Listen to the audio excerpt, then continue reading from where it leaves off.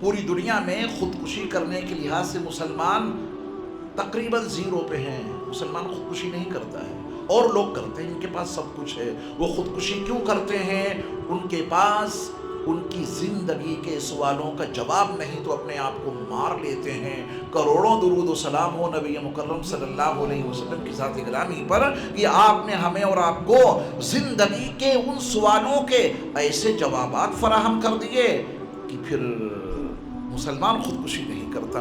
اس کی زندگی کے اصول ہی بدل گئے. پوری دنیا میں صرف مسلمان جو حقیقت میں مسلمان ہے اس کی زندگی کے گزارنے کے آداب ہی الگ ہیں، ہے نا. وہ آداب کہاں سے ملے ہیں، اس کا ریزن کیا ہے، اس کی وجوہات کیا ہیں، اس کے اسباب و علل کیا ہیں کہ مسلمان ایسی زندگی گزار رہا ہے.